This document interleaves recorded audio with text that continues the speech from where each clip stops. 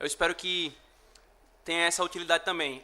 A aula de hoje, ela vai ter uma característica não teológica, ela não tem um ponto teológico de ensinar sobre a doutrina da Reforma Protestante, mas sim histórica e factual. Então nós vamos caminhando um pouco sobre alguns fatos importantes da história para que possamos entender o que é que Deus, na sua providência, estava fazendo na Europa. E por último, nós faremos uma breve meditação que diz respeito a nós e a nossa situação brasileira hoje. Portanto, esse ano, 2018, nós estamos completando 501 anos de reforma. É muito tempo, irmãos. Graças ao Senhor. Vamos primeiramente ver o contexto da reforma protestante, que é o que nós podemos chamar o contexto religioso, o contexto social, o contexto cultural e o contexto político. O que é que estava acontecendo? E aí nós vamos fazer 3 perguntas para o contexto, irmãos, do período do contexto da Reforma Protestante. Primeiro, por que estudamos a história da igreja? Por que é importante? Não é pouco importante não, irmãos. É muito importante nós estudarmos a história da igreja, conquanto seja em muitas igrejas desprezado esse aspecto da nossa vida da igreja, né? A história da igreja. Mas especificamente, por que estudarmos a Reforma Protestante? E por que é importante entendermos o que estava acontecendo? São 3 perguntas que eu quero antes responder para nós entrarmos no tema Reforma Protestante. Por que nós estudamos, então, a história da igreja? O primeiro porquê, e eu espero que seja óbvio para a gente, é que a igreja não começou comigo e não começou com a minha comunidade. O corpo de Cristo, que o Senhor, aqueles que professaram ou que creram em Cristo Jesus, vem desde quando, gente? Desde Adão. Adão creu na promessa do Senhor, de que levantaria um descendente da mulher que pisaria na cabeça da serpente. É tanto que ele mudou o nome de que veio ser Eva, que era mulher, para Eva. Então isso é uma evidência de que ele creu na promessa do Senhor. Então a igreja não começou conosco. Isso é importante nós destacarmos. E, embora a igreja tenha tido altos e baixos, externamente a igreja tenha sido mais pura ou menos pura, mas o Senhor sempre preservou um remanescente. Inclusive, quando a igreja romana ela se degenerou o máximo que ela poderia se degenerar antes da Reforma Protestante, ainda assim o Senhor tinha conservado um grupo de pessoas ali que lutavam e desejavam uma reforma na igreja. Estudar a história, irmãos, sob a maneira de interpretar do mundo de Deus, é estudar as obras da providência de Deus. Isso é importante destacar. Como o Senhor, na sua providência, Ele conduz o mundo. Conhecermos o que Deus fez no passado, isto é, inclusive os acertos e os erros dos nossos irmãos, nos traz maturidade. Muita da nossa imaturidade hoje, quando nós lidamos com a teologia reformada, e eu me coloco nesse bojo, quando eu conheci a fé reformada quando jovem, muito da nossa maturidade se dá porque nós não conhecemos a luta dos nossos irmãos reformados. Nós não sabemos verdadeiramente quais foram os seus acertos, quais foram os seus erros, nós não analisamos a história e o que é que o Senhor fez por meio deles. E aí, comumente, quando você para perguntar, quando tem um jovem que está naquela fase de jaula, né, que está batendo todo mundo com a teologia reformada, você para perguntar se ele já leu alguma obra de um puritano completo, ou se ele já leu aquele livrinho, Paixão pela Pureza, que fala sobre a vida dos puritanos, normalmente não foram lidas. E quando nós lidamos com isso, de lermos a história, de vermos aquilo que o Senhor fez por meio deles, nós amadurecemos, porque nós aprendemos com os erros dos nossos irmãos. Nós damos as mãos, então, irmãos, com os nossos irmãos do passado, os nossos pais na fé, e nos ajuntamos a eles na ação do Espírito Santo deles, através da doutrina que eles confeccionaram e desenvolveram para nós. Por que então precisamos estudar a Reforma Protestante? Como o presbítero Emanuel falou, foi um avivamento. E podemos dizer, com toda segurança, é o que eu creio também, foi o maior avivamento da história da igreja. Não houve nenhum outro como esse. É tanto que diversos avivamentos que tiveram na história, eles tiveram repercussão local, né? A cidade foi transformada, ou até mesmo uma nação, mas a Reforma Protestante, o mundo foi transformado. O aspecto político do mundo foi transformado, o aspecto filosófico foi transformado. Nações que viviam sob a tirania da Igreja Romana e a tirania de homens, de reis, que governavam sob a égide romana, foram libertas e conheceram a luz do Evangelho. Então foi um avivamento grandioso, e eu creio que foi o maior da história da igreja. Porque também, irmãos, Porque nós somos presbiterianos e somos especialmente, mais do que qualquer outra denominação, herdeiros dessa identidade e da doutrina protestante. Quando eu falo mais do que qualquer outra, porque muitas denominações que nós temos aqui no Brasil, elas vêm de um período posterior da Reforma, né? Então, várias denominações elas foram se dividindo e tal, mas os presbiterianos eles foram ali da raiz, né? Não é Nutella não, é da raiz, da gema. Estava ali no meio da coisa acontecendo e os presbiterianos lá no meio. E o nosso mundo ocidental é hoje, o que nós temos hoje no nosso mundo vem das mudanças substanciais desse período. Então a reforma é de grande importância, embora não o único movimento de influência para o nosso pensamento ocidental. Quando nós paramos para olhar, irmãos, o que o Ocidente é hoje, nenhum historiador de vergonha ele desconsidera a reforma protestante. Porque a reforma protestante no aspecto religioso influenciou e muito a teologia dela, governo, economia, cultura. Até hoje, países como, por exemplo, a Holanda, que embora tenham mergulhado num liberalismo político e teológico muito grande, e isso traz tudo que a gente tem hoje, ainda assim ela tem bons frutos por causa do envolvimento protestante ali naquele país. E por último, ajuda-nos a nos reavaliarmos para identificarmos as ainda presentes necessidades de reforma e da reforma. E por que nós devemos estudar o que aconteceu, o que estava acontecendo? Primeiro porque a reforma ela foi uma reação, embora também tenha sido uma ação ao que estava acontecendo. Deixa eu dar um exemplo. Se os irmãos verem essa imagem e analisarem a posição de um desses jogadores, vocês, sem entender o que estava acontecendo, saberiam explicar? Por que esses jogadores estão assim? E por que esses jogadores com essa camisa estão assim? Os irmãos lembram desse fato? 7-1. Quando nós entendemos o 7-1 que a Alemanha deu no Brasil, nós entendemos o porquê que esse jogador está ajoelhado e chorando. Entendermos o contexto nos ajuda a entendermos a ação, o que é que estava acontecendo. E essa é a ideia do nosso estudo. Nós temos o contexto religioso, a religião e a teologia social, isto é, a cultura, a vida, o aspecto da vida e o financeiro das pessoas, cultural, filosofias que estavam surgindo na época, invenções como a imprensa de Gutenberg, e um aspecto político. Isto é, a providência do Senhor, irmãos, foi tão maravilhosa que as coisas elas foram se encaixando de um jeito, e nós vamos ver que existiu pré-reformadores com os mesmos anseios dos reformadores, como Lutero. Eles já de 2 séculos antes, vinham lutando por uma reforma na igreja. E o Senhor levantava esses homens e dava na igreja romana, trincava a igreja romana. Até que as coisas elas foram se ajuntando de um jeito, se organizando, o aspecto político, econômico, social. E aí o Senhor levantou esses homens que nós temos hoje, conhecido hoje, Lutero, Calvino e outros. E as coisas se casaram de um jeito e a bomba foi jogada lá na Europa, chamada Reforma Protestante. Graças a Deus por isso. No aspecto religioso, por exemplo, nós temos o romanismo e as suas distorções doutrinárias. Irmãos, era distorção muita.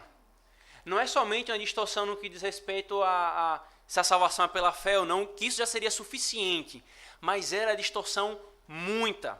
De forma que dá arrepio nos nervos quando a gente vê crente hoje abrindo a boca para dizer que romanista é nosso irmão em Cristo. As distorções são tão grandes, irmãos, que nós podemos dizer a igreja romana se degenerou a tal ponto, conquanto nós tenhamos vindo dela e o Senhor tenha preservado um remanescente ali no meio, que ela é hoje, usando a palavra da nossa confissão, uma sinagoga de Satanás. Está totalmente degenerada. E as distorções no contexto da reforma eram muitas. Você tem um crescimento do islamismo, sim, no período da reforma protestante o islamismo já estava crescendo. E já tinha, por exemplo, tomado parte, séculos anteriores, de Portugal, de Espanha, parte da França, e ele tinha estagnado nesse contexto, mas ainda havia um crescimento. E nós tínhamos também a superstição, que é a falta de instrução doutrinária. E o presbítero fez referência aqui ao sermão sobre a oração. Como alguns vão dizer, alguns historiadores dizem que a reforma protestante foi uma reforma da oração, porque era uma das coisas que mais eram distorcidas no meio do povo, era a oração. O contexto social, um contexto de pobreza, pouca mobilidade social, né? Então, após a reforma protestante, com a ideia de vocação que os reformadores destacaram, Então, um homem, ele poderia ter sido vocacionado para ser um advogado, mesmo que ele tivesse nascido camponês, e isso não existia até então. Havia um analfabetismo generalizado, cultural. Nós temos o início do Renascimento, o Iluminismo, e temos a invenção da imprensa. E é interessante, irmãos, que isso aqui, o Iluminismo, enquanto movimento cultural, ele, embora a Reforma Protestante tenha nascido junto e tenha, de certa forma, em alguns aspectos, bebido, né, e vice-versa, o Iluminismo ele foi um movimento que se afastou do movimento protestante, em termos filosoficamente falando. Esse afastamento é tão grande, irmãos, que nós temos uma nítida divisão entre os países que abraçaram a Reforma Protestante e os países que não abraçaram a Reforma Protestante, mas abraçaram o Iluminismo. Vou dar um exemplo. Duas evoluções conhecidas na história, de aspecto político, mas que uma foi feita sob a luz da Reforma e uma outra foi feita sob a luz do Iluminismo. Alguém lembra dessas duas revoluções? A Revolução Francesa e a Inglesa. A Revolução Francesa foi debaixo dessa bandeira aqui, ó, do Iluminismo, e degenerou-se numa corrupção total. E até hoje nós temos a repercussão dela no Brasil e em outros países. Agora, a Reforma Inglesa, ou a Revolução Inglesa, ela foi feita sob a bandeira protestante, sob a base das doutrinas e da cosmovisão, a visão de mundo protestante. E isso afetou também os Estados Unidos. Conquanto os inventores, ou melhor, os escritores da Constituição norte-americana, muitos deles fossem mais deístas que teístas. Teístas somos nós, irmãos. Deístas é aquele que crê que existe um Deus, mas sabe-se lá quem é esse Deus. Embora eles tivessem essa crença, é impossível negar a visão que eles tinham de mundo, reconhecendo que o homem tem direitos inalienáveis, não porque ele é o centro do universo, mas porque ele é a imagem de Deus. O que a Revolução Francesa não fez, porque abraçou isso aqui. E isso estava no contexto da Reforma Protestante. E o aspecto político. Nós temos a Igreja Romana dominando politicamente a Igreja, os estados, os reis, os príncipes, fazendo uma fusão entre a Igreja e o Estado, e nós temos um contexto de feudos e impérios, né? Pequenos impérios sobre o governo de um único príncipe ou de um único rei. No aspecto religioso, que é uma coisa importante para nós temos isso aqui. A doutrina da justificação. A Igreja Romana defendia graça mais obras. A doutrina de Cristo. A cristologia da Igreja Romana tinha sido degenerada. A doutrina do arrependimento. A Igreja Romana tinha inventado a ideia de indulgências, penitências e purgatório. A doutrina do culto e dos sacramentos havia sido pervertida. A doutrina da igreja, da eclesiologia, tinha sido totalmente pervertida. O Papa se assentando sobre a igreja e se chamando o cabeça da igreja. Não é à toa que os nossos pais diziam que o Papa era o anticristo, porque o Papa reúne em si mesmo todos os designativos que pertencem somente ao Deus Trino. Ele se chama de Santo Padre. O que é o Santo Padre? Santo Pai. Ele se chama o cabeça da igreja. E tantos outros designativos. Esse era o contexto da eclesiologia. Além de tudo, irmãos, a imoralidade sexual degenerada no meio dos crentes romanistas e da liderança romanista. Se você quer ver um pouco do que eles criam nesses pontos aqui, basta ler o material que a Cleary lançou, chamado A Necessidade de Reforma. Calvino ele pega cada um desses pontos, vai mostrando o porquê que era necessário sim uma reforma, que os reformadores não estão inventando a roda, que eles estão tentando retomar a igreja, a sua pureza, mostrando como que eles se degeneraram em todos esses pontos aqui. É um bom material que você pode ler para ver o contexto religioso e qual foi a resposta reformada. Eu vou apressar, irmãos, porque essa aula ela é um pouco longa. Aqui é um material que eu achei que mostra o declínio doutrinário da igreja romana. Em 315, por exemplo, já foi instituída a reza pelos mortos. Aí começa 320, o uso das velas. 375, o culto aos santos. 431, o culto à Virgem Maria, a Mãe de Deus. 503, doutrina do purgatório foi inventada. 606, Bonifácio III se declara papa. 783, a adoração das imagens e relíquias. Aí 850, o uso de água benta. Canonização dos santos, reza pelos mortos no dia dos finados. O celibato obrigatório é estabelecido em 1074. A invenção do rosário, não tem um rosário? Ponto. 1090. 1160, a instituição dos 7 sacramentos. Se você já foi romanista, você sabe quais são os 7 sacramentos. Casamento, 7 casamentos, não. O cara falando rápido. 1184, a instituição da Santa Inquisição, e assim vai a degeneração da Igreja Romana. 1229, a proibição da leitura da Bíblia. 1316, a instituição da reza Ave Maria. Em 1415, somente os sacerdotes tomam vinho e somente eles participam da hórtia. Só eles tomavam... Enfim, a ceia era só eles. O vinho só eles bebiam e a hóstia, que até deve ser questionada a questão da hóstia, os reformadores fizeram isso, mas somente eles participavam. Essa foi a degeneração, irmãos. É engraçado que alguns falam assim, eu não entendo por que a reforma aconteceu.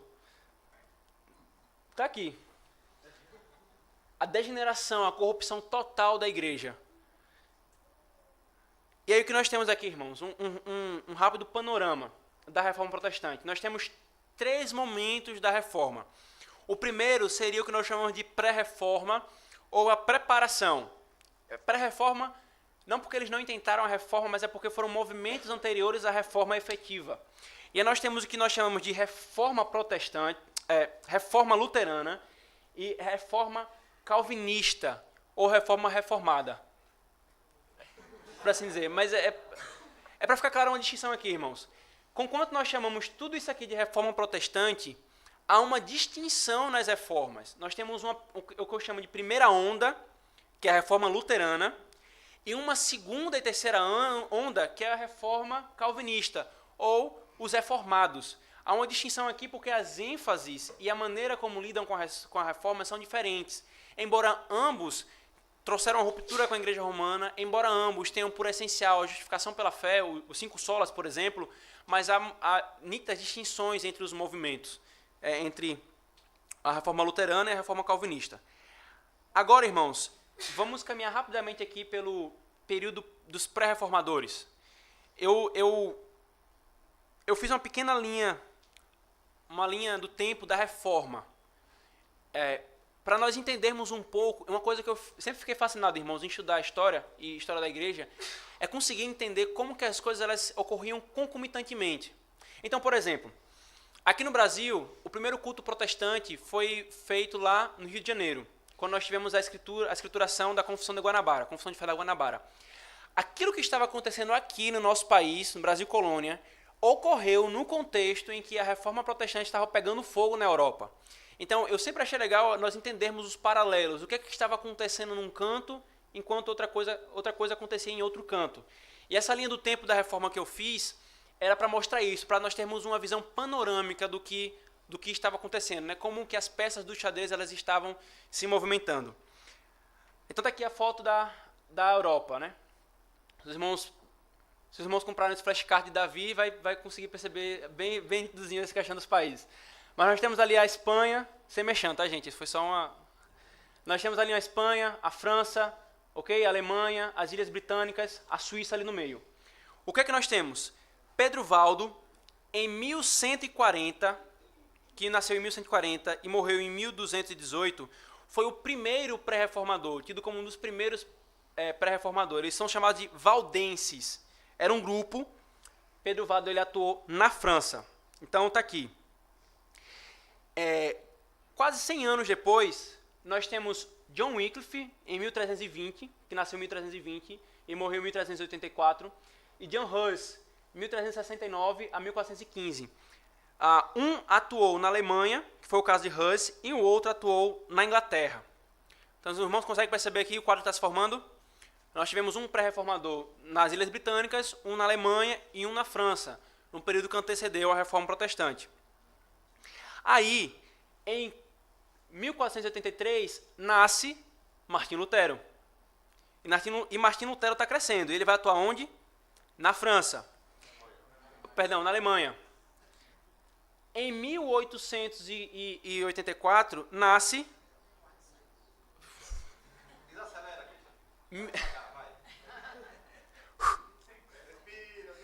Vou falar devagar, irmãos, e tomem por base o que está escrito, tá? Quando eu falar um número, tome por base o que está escrito, não o que eu o que eu falo do número. 1484, nasce Zwinglio. Onde é que Zwinglio atua? Na Suíça. Olha o quadro se formando. 1489, nasce Guilherme Farel. Ele, inicialmente, embora nós conhecemos a história dele como sendo um parceiro de Calvino em Genebra, na Suíça, ele inicialmente atua e nasce na França. Então está aqui Guilherme Farel. Em 1991, e aqui eu registro só para os irmãos terem ideia do que estava acontecendo, nasce Inácio de Loyola, esse indivíduo aqui. Inácio de Loyola, irmãos, ele nasceu na França, atuou na França, e ele é o fundador de um movimento importante no que diz respeito à história do protestantismo. Alguém sabe que movimento é esse? Os jesuítas, a Companhia de Jesus, que foi aqueles que foram instituídos na Contra-Reforma contra os soldados contra os protestantes. Então foi esse indivíduo aqui que criou esse negócio. Mas só para... Vamos tirar ele logo daqui da história. Logo em seguida, nasce William Tyndale. Onde? Na Inglaterra. Vocês estão percebendo um quadro se formando aqui? Dos reformadores? Em 1497, nasce Philippe Melanchthon. Esse cabra bonito aqui. Ele vai atuar onde? Na Alemanha com Lutero. Então, veja, irmãos, nós temos reformadores na França, na Suíça, na Alemanha e nas Ilhas Britânicas. A história continua. Em 1505, Lutero ele entra no mosteiro e em 1907, Lutero é ordenado sacerdote romanista da ordem agostiniana. Aqui está o mosteiro dele. Não. Que ele entrou. Se formou 2 anos depois. Aqui está o mosteiro. E o que aconteceu? Em 1509, nasceu quem? Calvino. Percebe, irmãos? Em 1907, Lutero estava sendo ordenado. Em 1507, Lutero estava sendo ordenado sacerdote. Em 1509, nascia Calvino.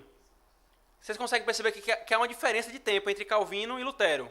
Mas vamos lá. Calvino atua aqui na Suíça. Continuando, em 1511, Lutero ensina em Wittenberg. Em 1515, nasce John Knox, o nosso pai na fé, por assim dizer, o pai do presbiterianismo. E em 1516, o Novo Testamento é traduzido por Erasmo de Roterdã. Está aqui John Knox, que vai atuar onde? Na Escócia. E a Bíblia, lá na Holanda, é traduzido por Roterdã. Então nós temos toda essa conjuntura aqui, irmão, sendo formada para... Perceba que não foi um movimento local somente, não foi só na Suíça, não foi só na Alemanha. Foi um movimento em toda a Europa, que tomou conta de toda a Europa. E lembrando, irmãos, no que nós já destacamos, o aspecto cultural. A imprensa de Wittenberg já havia sido criada. Isso foi fundamental para a reforma protestante, irmãos. E aqui vem uma nota de rodapé para a gente. Literatura, irmãos, e reforma andam lado a lado. É por isso que, particularmente, a minha geração de pastores devem muito para uma editora como a editora Os Puritanos, do presbítero Manuel Canuto e o pastor Jorge Rafael Vasconcelos, que foram aqueles que pegaram a peixeira e foram abrindo o mato. Abrindo uma trilha que hoje muitos pastores têm trilhado. Hoje, o que nós temos no Brasil é fruto de editoras e de movimentos como o movimento Os Puritanos. Porque reforma e literatura andam lado a lado. E foi isso que o Senhor fez na Inglaterra. Em 1517, aí sim, nós temos a data que é a nossa data simbólica, o nosso marco, que é quando Lutero ele publica as 95 teses. E ele publicou nessa porta aqui, ó. Não é uma foto da época, tá, gente? É uma foto posterior. A Capela de Wittenberg. 1521, acontece a Dieta de Worms, em que Lutero é intimado. E aqui, irmãos, em 1521, nessa dieta é que nós somos chamados de protestantes. Até então era chamado de heresia luterana. Mas aqui em 1521 é que o movimento ganha esse nome, porque eles protestaram contra a decisão da Dieta de Worms. Aí, em 1526, nós temos a dieta entre os luteranos e os zwinglianos. Os irmãos talvez já ouviram essa frase, né? Que os luteranos e os zwinglianos, eles se juntaram e foram discutir os pontos da fé a fim de eles poderem caminhar juntos na reforma. Até que eles chegaram na ceia. E ali o negócio, a briga foi grande. Eles se afastaram um para um lado, outro para o outro, porque Lutero acreditava na consubstanciação e Zwinglio só no memorial. Aí não, a gente não pode ter comunhão com isso. Aí um foi para o lado, outro foi para o outro. E era uma ânsia de Calvino, quando ele começou a atuar na reforma, que os movimentos protestantes eles se unificassem. Exatamente porque os romanistas acusavam o movimento protestante de ser esfacelado. E o sonho dele, a luta dele foi, vamos unificar isso aqui para que a gente ganhe força. O que infelizmente não aconteceu, embora ele tenha conseguido unificar o movimento calvinista dele, de Calvino, com o movimento zwingliano. Eles tenham sido unificados. Aqui é a dieta de Worms, uma representação pelo menos. E esse símbolo aqui, irmãos, é a rosa luterana. Certo? Então pega essa informação aqui porque eu vou mostrar uma coisa. O luteranismo, então, de maneira proeminente, se espalhou por esses países aqui, mas ao norte da Europa, especialmente na Alemanha. E aqui ele cresceu. Não quer dizer que o luteranismo não tenha ido para outros países, ou que nesses países onde o luteranismo foi majoritário, não tenha existido igrejas reformadas ou igrejas presbiterianas. O que eu estou querendo dizer é que, nesses países aqui, eles foram majoritariamente luteranos, né? Ao ponto até de a igreja estatal ser a igreja luterana. O que, detalhe, irmãos, o luteranismo sempre flertou com essa ideia de uma igreja estatal, né? O que os presbiterianos nunca toleraram.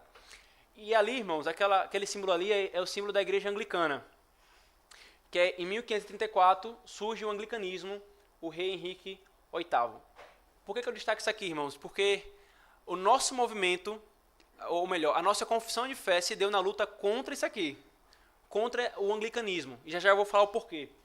Em 1555, nós temos a declaração da paz para os luteranos. Então, os luteranos passaram a ter liberdade de culto em determinados países da Europa, mas os calvinistas não. Então, os luteranos eles tiveram paz. E aí, irmãos, nós chegamos na Reforma Calvinista, ou a Reforma Reformada, que seria de 1536 a 1660. Perceba que eu estou colocando até 1660. Muitos historiadores querem recuar a Reforma Protestante somente para a atuação de Calvino. Eu creio piamente que os puritanos eles fazem parte da Reforma Protestante. Eles não são simplesmente uma onda da Reforma, um pós-Reforma, que não tem nada a ver com a Reforma, que eles são extremados, não. Eles fizeram parte da Reforma, da luta pela Reforma Protestante. É o que chamaria de a segunda onda da Reforma Calvinista, ou a terceira onda da Reforma Protestante. E aí nós temos o Calvino, que nasceu 1509 a 1532, a formação teológica de Calvino. Ele foi romanista, embora, conforme a sua biógrafa diz, parece que ele não era de coração, mas ele foi instruído romanista, mas teve também uma instrução muito forte humanista. Então ele conhecia muitos filósofos da antiguidade, ele conhecia muitos os pais da igreja, por causa do renascimento, né, a retomada dos clássicos que aconteceu nesse contexto. Não se sabe ao certo quando ele se converteu. Provavelmente se tem aí por volta de 1534, 1535, quando ele conviveu com um amigo que era protestante, talvez tenha pregado o evangelho para ele, não se sabe ao certo. Mas nós sabemos que já em 1536 ele publica a primeira edição das Institutas. Era um livretinho assim, irmãos, a primeira Instituta, porque o intuito dele era ajudar a propagação da fé cristã, como uma instrução. Então tinha basicamente uma exposição do credo, a exposição dos 10 mandamentos, a exposição da oração do Senhor, algum comentário sobre fé, justificação pela fé, sobre sacramentos, né? Era uma coisa bem singela. Em 1536 ele chega em Genebra. Em 1554 ele faz a publicação da quarta edição, que é aquela que a gente estuda aqui com os jovens.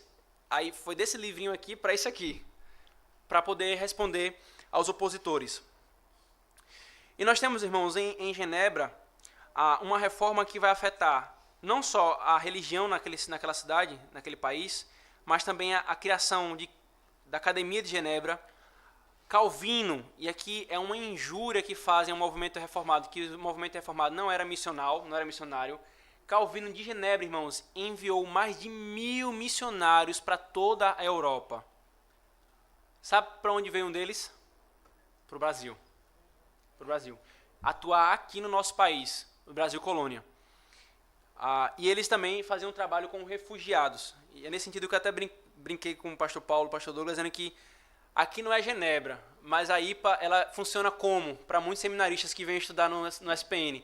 Porque aqui a gente vem de diversos cantos do país que são avessos da teologia reformada, diversos cantos do país em que nós não conseguimos ver um resquício de teologia reformada aplicada na prática na igreja, e aqui nós conseguimos ver uma igreja que é unânime nessa fé, que caminha sobre a liderança dos seus presbíteros, e aqui é como um consolo para a gente, é um refrigério. A gente fica aqui como um refugiado, doido para voltar para a nossa cidade para poder influenciar e ajudar em alguma coisa. Então nós temos aqui, irmãos, a reforma calvinista, Calvino na Suíça. Na França atuou o Collier. Não estou conseguindo lembrar o primeiro nome dele. Mas foi ele que enviou os huguenotes para aqui para o Brasil a pedido e com relação e com conversa com Calvino. Na Holanda nós temos o Guilherme Orange, ou William Orange, da reforma reformada, certo? Calvinista, gente. Na Inglaterra nós temos o Knox. E nós temos aqui, na Escócia nós temos o Knox, e na Inglaterra nós temos esses dois indivíduos aqui. Aquele ali cinza, em preto e branco, é William Perkins. William Perkins é considerado como o pai do puritanismo. Embora Martin Lloyd Jones recua essa paternidade para John Knox, né, mas alguns historiadores batem o pé que é Perkins, William Perkins. E por que aquele outro cara está ali? Aquele outro cara ali, irmãos, é Thomas Cartwright. Acho que eu pronunciei bem, não sei se é assim. Mas ele é o pai do presbiterianismo inglês. Knox é o pai do presbiterianismo escocês, que influenciou o presbiterianismo inglês.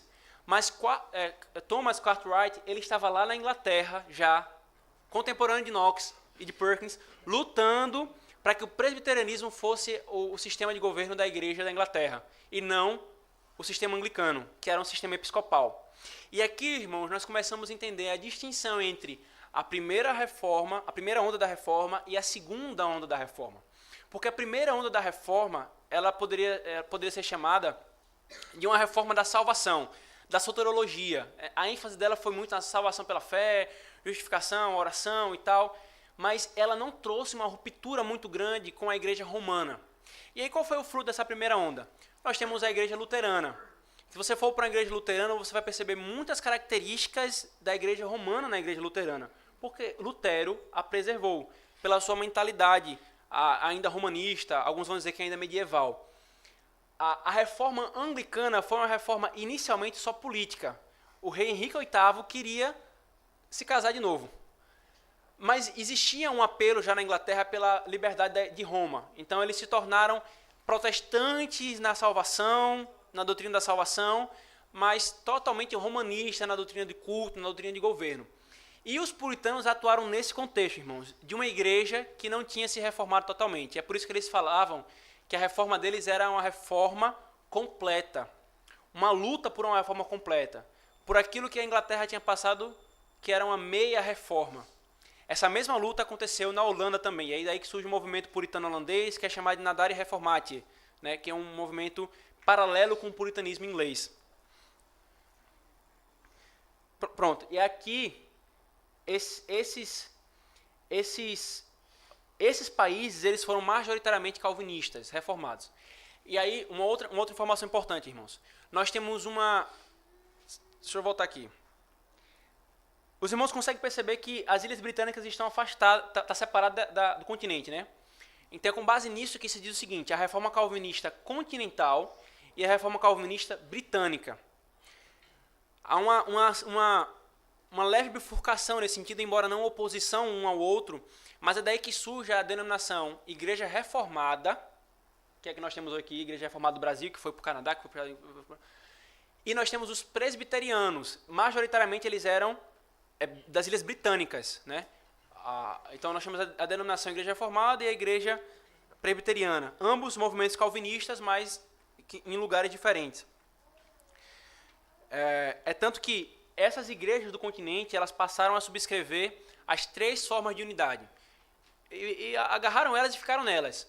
Quando chegou a reforma puritana na Inglaterra e nas Ilhas Britânicas, eles reformularam. É interessante que a igreja da Escócia já tinha feito uma confissão, a confissão escocesa, muito boa por sinal, e eles abriram mão dessa confissão a fim de reformularem uma confissão única, que é que veio a nossa Confissão de Fé de Westminster.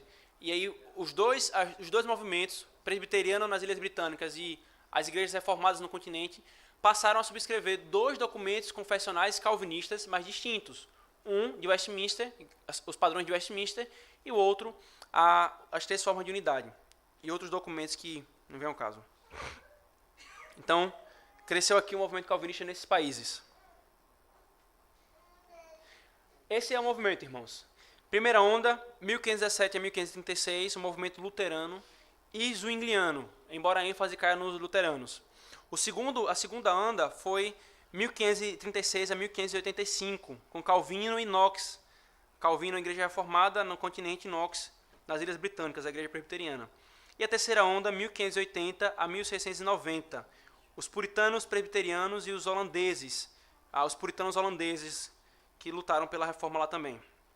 Então, o que é que nós temos aqui? No primeiro movimento, uma proeminência luterana centrada em um líder, centrada também na Alemanha, na Suíça e na Suécia. No segundo movimento, a proeminência calvinista, ainda centrada de certa forma em um líder, mas já focando mais nas confissões e no ensino, e não na figura de um líder. Suíça, França e Escócia. E aí nós temos a terceira onda, que aí essa é de proeminência calvinista, centrada em movimentos, centrado em um grupo de reforma. Então não era um líder único, né? Entre os puritanos você não encontra assim um líder puritano, não. Era um movimento generalizado, diversos pastores, diversos presbíteros articulados e até mesmo pessoas que não eram teólogos estavam envoltos nesse meio. Então nós temos as Ilhas Britânicas e a Holanda com esse movimento puritano. Então, irmãos, a igreja protestante, ela pode ser entendida como igreja presbiteriana, a igreja reformada, e ambas estão azuis porque elas têm a mesma matriz doutrinária, a igreja anglicana e a igreja luterana, né? Elas não têm necessariamente a mesma matriz doutrinária, mas são separadas dessas outras duas. Nós temos então, irmãos, uma herança doutrinária que vem deles. Por exemplo, sola Escritura, solus Christus, sola de glória, sola fides, sola gratia. E eu enfatizo aqui, por exemplo, sola Escritura. A Escritura como base e fundamento único para a reforma da nossa vida, para a reforma do governo da igreja, para a reforma da nossa família, para a reforma do governo civil, para a reforma no culto, para a reforma na academia. A palavra, irmãos, é a base para reformar todas essas coisas. E é importante nós entendermos, irmãos, que o movimento protestante reformado, ele não se preocupou somente em reformar a igreja. Era um movimento de reforma plena, ou podemos chamar de reforma total. Eles não queriam, como o luteranismo ele terminou fazendo, né, reformar só a igreja e não influenciou o restante. O movimento calvinista ele influenciou todas as áreas da vida do homem, desde o governo civil até a igreja, a vida do indivíduo e sua família. Então tudo é afetado, influenciado pela palavra, a nossa prática acadêmica, etc. Deixe-me só pular isso aqui. Essa aula foi dada à minha igreja e eu precisava falar um pouco sobre confessionalidade.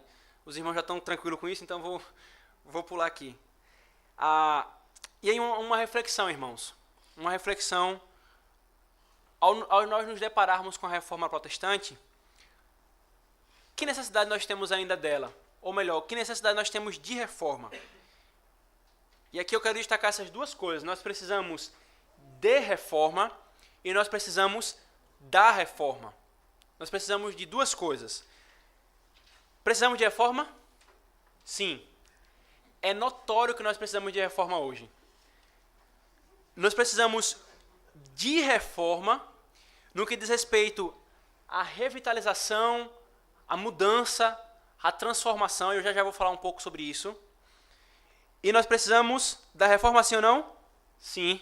Nós precisamos também da reforma no que diz respeito à teologia reformada.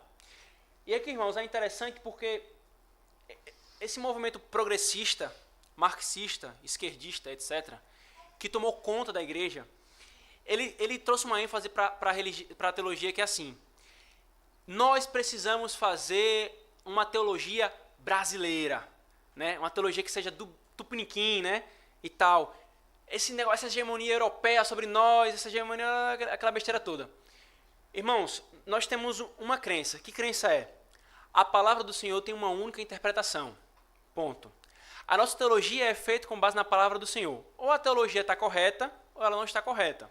Ou mais ou menos correta, dependendo da vertente. Conforme ela está fiel à palavra do Senhor. Portanto, não existe uma teologia brasileira, por assim dizer. E não existe uma teologia britânica, por assim dizer. O que existe é uma teologia certa ou uma teologia errada. O que existe é, e aí vem um ponto, a aplicação da teologia no nosso contexto. E muitos acham que o nosso grito de reforma de alguns pastores e presbíteros na igreja presbiteriana é porque, pasmem, a gente quer voltar ao século XVII. Sem dúvida a gente quer desprezar o WhatsApp, o celular, o computador. É claro que não. O nosso ponto de reforma, de referencial é esse aqui. É a teologia, é o que eles fizeram, a correta interpretação da Escritura Sagrada. É claro que não é estático, né? Essa interpretação ela continuou e nós temos desdobramentos que nós poderíamos dizer coerentes e fiéis com a verdadeira interpretação. Então, movimentos reformados que vieram posteriormente fizeram aplicações e desenvolvimentos doutrinários com base na confissão de fé. Eu vou dar um exemplo. Os jovens conhecem muito esse exemplo. A apologética pressuposicional é um exemplo de um desenvolvimento reformado que não foi uma preocupação primária no contexto da reforma, mas que é um desenvolvimento coerente. Mas está com base no quê? Na teologia da reforma. Esse é o ponto. Então, nós precisamos da reforma. E aí nós temos essa frase em latim, Ecclesia reformata et semper reformanda est, que, traduzida é, Igreja reformada está sempre se reformando. Aí, um destaque. Não é sempre mudando ou negando as boas bases anteriores. É sempre se reavaliando o seu estado espiritual, o seu estado doutrinário, sempre construindo sobre o bom fundamento para que não se aparte dele. Esse é o ponto, irmãos. E aqui, queridos, eu sei que nós lutamos e amamos e sonhamos e oramos para a reforma no nosso país, na nossa igreja presbiteriana. Mas uma reflexão importante aqui também é o seguinte. Antes de nós lutarmos por reforma na igreja, antes de lutarmos por reforma na sociedade, nós precisamos lutar por reforma na nossa vida pessoal, na nossa vida privada. Nós podemos lutar para que, na força do Senhor, Ele nos abençoe e nós consigamos viver aquilo que nós vemos hoje no sermão. Uma vida de oração, as nossas famílias fazendo um culto doméstico. Como eu posso sonhar e querer lutar e brigar e ficar com raiva e bater em todo mundo para reformar a igreja se a minha vida não está buscando se conformar a essa reforma? Então, essa é uma reflexão importante para nós, irmãos. Lutarmos pela reforma na nossa igreja, mas antes lutarmos por uma reforma na nossa vida privada e nas nossas famílias. Agora pergunta, nós precisamos de reforma? Isso aqui, irmãos, era o contexto do século XXI, ou 16 e 17. Qual era o contexto? Romanismo, libertinagem, antinomianismo, arminianismo, tradicionalismo, os entusiastas. Alguém já ouviu falar desse grupo? O bicho entregou logo. Eu ia falar uma coisa mais disfarçada. Eram os carismáticos do período da reforma. Os pentecostais da reforma. E os racionalistas. Nós já tínhamos racionalistas, que são aqueles que deram base para uma coisa que eu vou mostrar agora. Precisamos de reforma? O nosso contexto mostra que sim, irmãos. No século XXI, nós ainda temos cidades no Nordeste brasileiro, por exemplo, que são dominadas pelo romanismo. Nós temos ainda a libertinagem no meio da igreja. Nós temos ainda o antinomismo imperando com teologias evangélicas que negam a importância da obediência ou da própria lei moral. O tradicionalismo, pensa numa coisa que a gente luta, irmãos. A igreja presbiteriana do Brasil que se agarra mais ao tradicionalismo, porque sempre foi assim, porque meu pai era assim, porque assim, mas não está nem aí para revisar a sua vida e a sua eclesiologia. Nós temos entusiastas? Temos sim. Neopentecostais e os entusiastas modernos. Os movimentos pentecostais que... Os movimentos pentecostais que distorcem a palavra do Senhor. E nós temos sim os racionalistas. Que grupos são esses racionalistas? O liberalismo teológico, que ainda atua no nosso meio, e o pragmático. não se iluda. O pragmático, que quer fazer a igreja crescer, que vou procurar aqui pequeno grupo, vou procurar aqui o que é que eu posso fazer para fazer a igreja crescer, dar o boom. E no final das contas eles são racionalistas. Por quê? Porque eles não estão preocupados com o que a palavra fala sobre o crescimento. Eles querem buscar aquilo que racionalmente para eles, ou experimentalmente, eles seriam empíricos, é melhor para o crescimento da igreja. Irmãos, a mesma situação do contexto do século XVI e XVII é a nossa situação no século XXI. Precisamos de reforma? Sim, precisamos continuar de reforma. Agora, por que muitos não querem reforma no nosso país? Por que muitos preferem taxar grupos que lutam por reforma, com termos pejorativos, a lutar por reforma? Porque, na verdade, não querem que mexam nos seus pecados. Porque, na verdade, não querem ter trabalho. Porque, na verdade, se a coisa mudar, eles vão perder a sua posição de poder, vão perder o seu status de politicagem.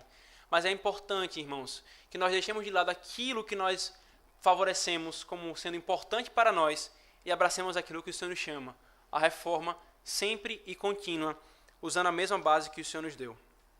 Nós estudamos, irmãos, sobre o que Deus fez na igreja e no mundo por meio de reformadores. Quem foram esses reformadores?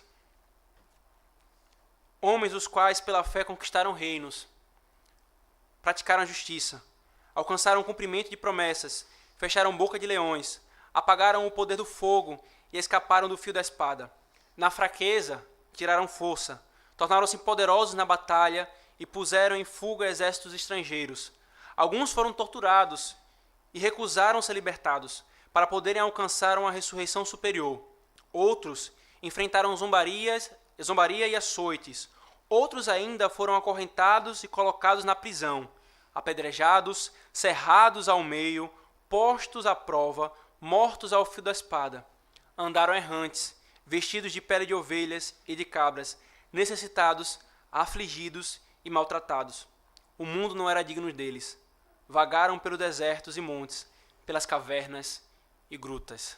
Esse texto aqui, irmãos, os irmãos sabem que é Hebreus capítulo 11, versículo 33 a 38, mas se aplica com muita propriedade aos nossos pais na fé. Irmãos, que amemos a teologia que eles nos legaram, a teologia que nós herdamos, mas também, irmãos, que eu e você estejamos dispostos a, se necessário, sacrificar as nossas vidas como eles o fizeram, em nome da causa do reino de Deus, para que as nossas famílias respirem a reforma, as nossas vidas respirem a reforma, a igreja do Senhor respire reforma e a sociedade respire reforma. Alguma dúvida, irmãos? Eu fiquei com medo de não dar tempo, mas ainda faltou 10 minutos para acabar. Se eu pudesse ir mais devagar. Alguma dúvida? Alguma questão? Não? Então vamos orar encerrando a nossa vida. Presbítero, o senhor quer falar alguma coisa?